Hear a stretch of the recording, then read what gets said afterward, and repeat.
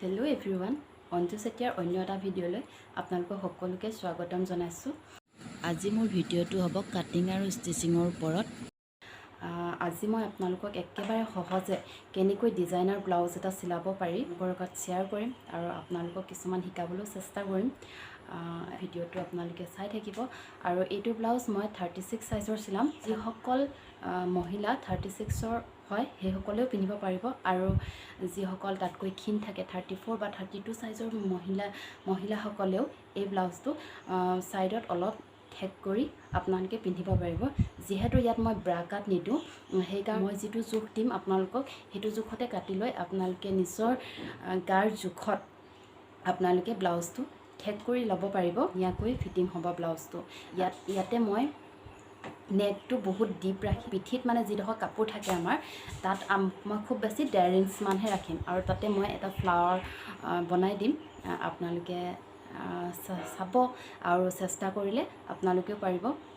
মই খুব সহজে আপোনালোকক এই ব্লাউজ যিসকল মহিলাই নিজৰ ব্লাউজটো নিজে চিলাব বিচাৰে সেইসকল মহিলাই সুবিধা হোৱাকৈ মই আজি আপোনালোকৰ আগত ব্লাউজটো কাটিং আৰু ষ্টিচিং কৰি দেখাম। চাই থাকিব ভিডিঅ'টো। আৰু মোৰ ব্লাউজৰ কাপোৰটো এইটো ব্লাউজৰ কাপোৰটো বগা আৰু সেইকাৰণে লাইনিংটো বগা লৈ লৈছোঁ আৰু লাইনিঙৰ কাপোৰটো মই এনেকুৱাকৈ ফল্ড কৰি লৈছোঁ। এতিয়া মই 13.5 মোৰ ব্লাউজৰ লংটো সেইকাৰণে মই ইয়াতে ব্লাউজৰ লংটোৰ জোখ দিছোঁ 14.5ত 5.5 ইঞ্চত মই এনেকৈ দাগ এটা দি লৈছোঁ আৰু ইয়াত মই এইটো নেকটোৰ কাৰণে মই 2 ইঞ্চত দিম। আৰ্ম হোলটো মই 6 য'ত আমাৰ হাতখন জইন হ'ব তাতে মই 6 ইঞ্চত দাগ এটা দিছোঁ আৰু ইয়াৰ পৰা ইয়ালৈকে আমি 1.5 ইঞ্চ ৰাউণ্ড শ্বেপ এটা দি দিম। ইয়াৰফালে মোৰ নেকটো হৈছে 12 ইঞ্চ। নেকটো যিহেতু যথেষ্ট ডিপ হয় ব্লাউজটো আৰু এইফালে মোৰ বাকী আছেগৈ 2.5 ইঞ্চ আৰু ইয়াতে মই 3.5 ইঞ্চ ইয়াতে দিছোঁ 3.5 ইঞ্চ। তাৰপাছত ইয়াৰ পৰা ইয়ালৈকে এনেকৈ জইন কৰি দিছোঁ।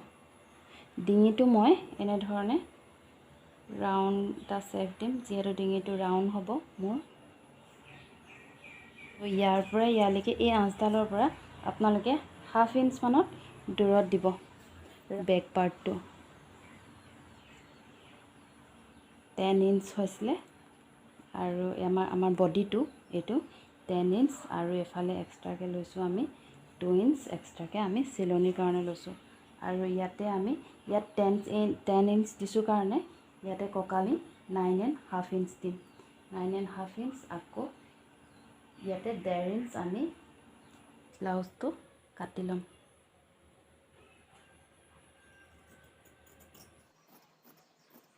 তাৰপিছত এতিয়া ফ্ৰণ্টটো কাটি ল'ম। তেলৰ জোখত অলপ বহল কৰি দি ল'ম আৰু এইফালেও 0.5 ইঞ্চ আৰু এইফালে 1/2 ইঞ্চ দুইফালে বঢ়াই দিছোঁ।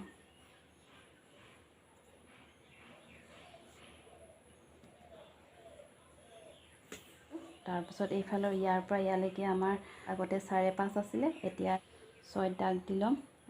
2 আছিলে এতিয়া 1 ইঞ্চত এইডোখৰত হ'ব আমাৰ লাগিব। এইটো ইয়াৰ মতে আমি এনেকৈ দাগ দি ল'ম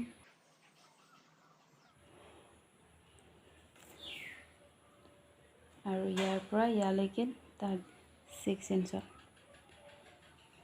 এইটো এতিয়া আৰু এইটো আমি ৰাউণ্ডকৈ শ্বেপ এটা দি দিম আৰু এইটো আমাৰ ফ্ৰণ্ট পাৰ্টটো। তাৰপাছত এইফালে ওপৰত দাগ দিম। ওপৰত এটা দাগ দিছোঁ আৰু এই ওপৰফালেও ওপৰতে দাগ দিম। দাগ দি এইফালে আমি এটা লাইন ড্ৰ কৰি লৈছোঁ। ইয়াৰ পৰা ইয়ালৈকে 2 ইঞ্চত এটা ডট দিছোঁ। তাৰপাছত এইডোখৰৰ পৰা আকৌ ইয়াৰ ওপৰত 2 ইঞ্চত ডট এটা দিছোঁ। আকৌ ইয়াৰ পৰা আমি ইয়ালৈ 2 ইঞ্চত ডট এটা দিছোঁ। তাৰপিছত ইয়াৰ পৰা ইয়ালৈকে লাইনটো ড্ৰ কৰি দিম পৰা ইয়ালৈ আৰু ইয়াত এটা ডট হৈ আছিল যে ইয়াৰ পৰা ডটটোৰ পৰা ইয়ালৈ এটা লাইন টানি দিম। এয়া আমাৰ ফ্ৰণ্ট পাৰ্টটো ৰেডি হৈ গ'ল। এতিয়া আছেৰে কাটি দিম। তাৰপিছত এইফালে অলপ বেছিকৈ দাগটো অকণমান কাঢ়া কৰি দিছোঁ, হুকটো থাকিব, সেইকাৰণে এইটো আমি কাটি দিছোঁ। কাপোৰখন এনেকুৱা কৰি এই দাগটো তলত লাগি যোৱাকৈ চিনকেইটাত ভালকৈ মোহাৰি দিছোঁ, যাতে তলত লাগি যাওক, ইখন কাপোৰতো লাগি যাওক। আৰু আপোনালোকে যদি এনেকুৱা চক নেথাকে আৰু অলপ অলপ হৈছে নহয়, দেখিছে নহয়, অলপ অলপ লাইনটো আহিছে, ইয়াতে আকৌ ভালকৈ চিনটো দি দিম। য'ত পৰিছে, আৰু আপোনালোকৰ যদি তেনেকুৱাকৈ নাথাকে, ইয়াত মই যেনেকুৱাকৈ জোখ লৈছিলোঁ তেনেকুৱাকৈ জোখ লৈ ল'ব পাৰিব। এতিয়া মেইন ব্লাউজৰ কাপোৰটো কাটি ল'ম।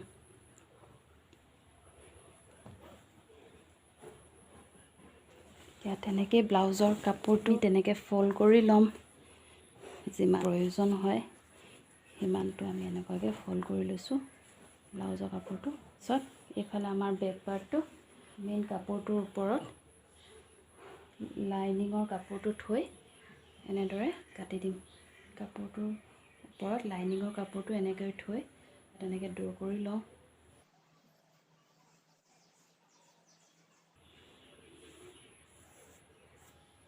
হৈ গ'ল বেক ফ্ৰণ্ট পাৰ্টকৈ চেমকৈ।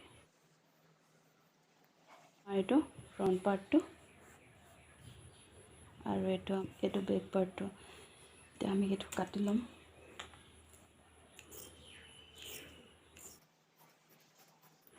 এইটো আমাৰ মেইন ব্লাউজৰ কাপোৰটো আৰু এয়া হ'ল লাইনিংখন।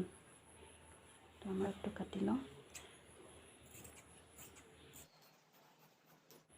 আৰু এইটো ফ্ৰণ্টটো।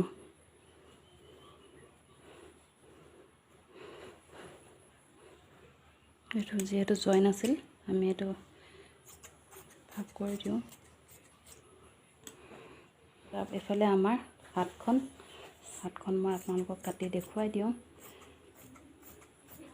হাতখন এয়া চাওক, এইটো চিধা চাইডটো আৰু এনেকৈ দুভাঁজ কৰি হাতখন 4টা ফল্ড কৰি লওক।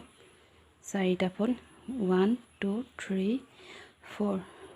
এইফালে মই হাতৰ লংটো 9ত ৰাখিম। 9 হ'লে মানে মোক এফালে মোৰ চিলনিটো যাব, 10ত মই দিব লাগিব। আৰু এইখন যিমান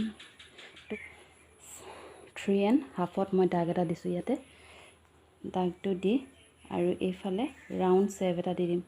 এনেকৈ কৰি এনেকৈ মই হাতখন আৰু এনেদৰে মই মোৰ স্লিপটো কাটি লৈছোঁ। ইয়াৰ পৰা ইয়ালৈকে 2 ইঞ্চৰ জোখৰ কঁকালৰ পাৰি এটা পট্টি এটা এনেকুৱাকৈ কাটি ল'লোঁ। আৰু এই ব্লাউজটোৰ ষ্টিচিং মই নেক্সট ভিডিঅ'ত দিম।